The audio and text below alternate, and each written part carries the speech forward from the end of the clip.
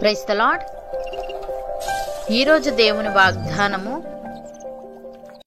నా కుమారుడా, నీవు ఆలకించి నా మాటలను అంగీకరించిన ఎడల నీవు దీర్ఘాయుష్మంతుడవగుదువు. సామెతల గ్రంథము 4వ అధ్యాయము 10వ వచనము.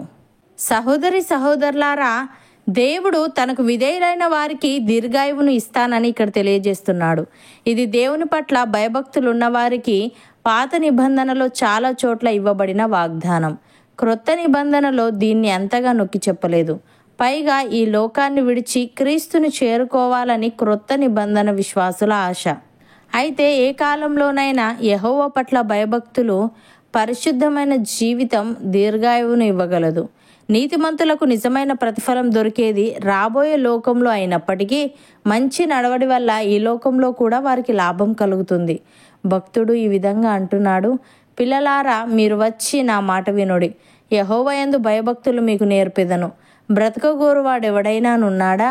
మేలు నందుచు అనేక దినములు బ్రతకగోరువాడెవడైనా నున్నాడా?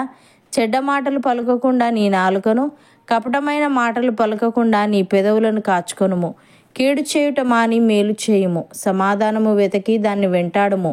యెహోవా దృష్టి నీతిమంతుల మీదనున్నది. ఆయన చెవులు వారి మొరలకు ఒగ్గి ఉన్నవి. దుష్క్రియలు చేయు వారి జ్ఞాపకమును భూమి మీద నుండి కొట్టివేయుటకై యెహోవా సన్నిధి వారికి విరోధముగానున్నది అని. ప్రియులారా, ఆయనతో సహవాసము చేసిన ఎడల నీకు సమాధానము కలుగును. అలాగున నీకు మేలు కలుగును. ఆయన నోటి ఉపదేశమును అవలంబించుడి. ఆయన మాటలను మీ హృదయంలో ఉంచుకొనుడి. సర్వశక్తుని వైపు మీరు తిరిగిన ఎడల, మీ గుడారములలో నుండి దుర్మార్గమును దూరముగా తొలగించిన ఎడల మీరు అభివృద్ధి పొందెదరు. దేవుడు ఈ విధంగా అంటున్నాడు, పిల్లలారా, నా మాట ఆలకించుడి. నా మార్గములను అనుసరించువారు ధన్యులు. ఉపదేశమును నిరాకరింపక దానిని అవలంబించి జ్ఞానులై ఉండుడి. అనుదినము నా గడప యొద్ద కనిపెట్టుకొని, నా ద్వారబంధముల యొద్ద కాచుకొని నా ఉపదేశము వినువారు ధన్యులు. నన్ను కనుగొనువాడు జీవమును కనుగొనును. యెహోవా కటాక్షము వానికి కలుగును. నన్ను కనుగొనని వాడు తనకే హాని చేసుకొనును. నా యందు అసహ్యపడు వారందరూ మరణమును స్నేహించుదురు అని. ప్రియులారా, పైనుండి వచ్చువాడు అందరికీ పైనున్నవాడు.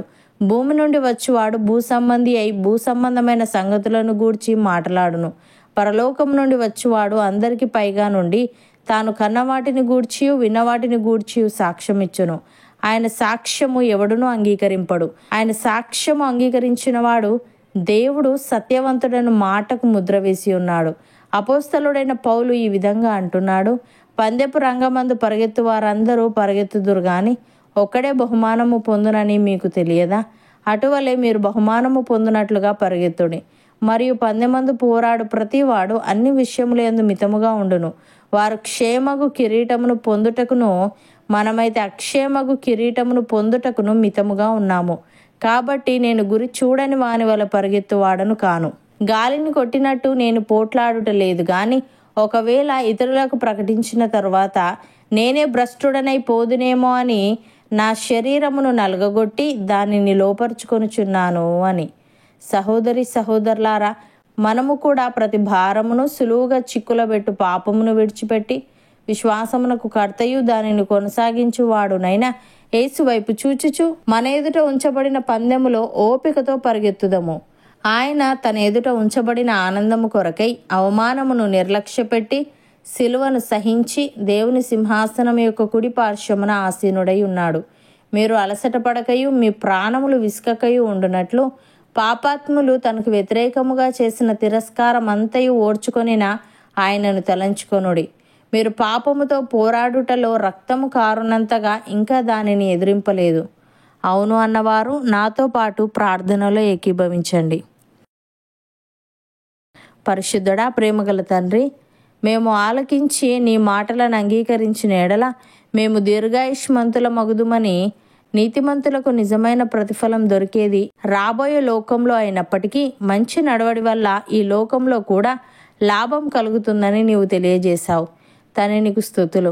దేవా, మేము నీ మాట విని నీ యందు భయభక్తులు కలిగి చెడ్డ మాటలు పలకకుండా మా నాలుకను, కపటమైన మాటలు పలకకుండా మా పెదవులను కాచుకుంటూ కీడు చేయుట మాని మేలు చేయుచు సమాధానము వెతకి దాన్ని వెంటాడే వారముగా ఉండుటకు సహాయము దయచేయమని మేము ప్రతి భారమును సులువుగా చిక్కులబెట్టు పాపమును విడిచిపెట్టి విశ్వాసమునకు కర్తయు దానిని కొనసాగించు వాడవైన నీ వైపు చూచుచు మా ఎదుట ఉంచబడిన పందెములో ఓపికతో పరిగెత్తుటకు కృపచూపమని నీ సమాధానమును జీవమును కటాక్షమును మాలో ప్రతి ఒక్కరికి నీవే దయచేయమని యేసుక్రీస్తు నామమున ప్రార్థిస్తున్నాము తండ్రి. ఆమెన్.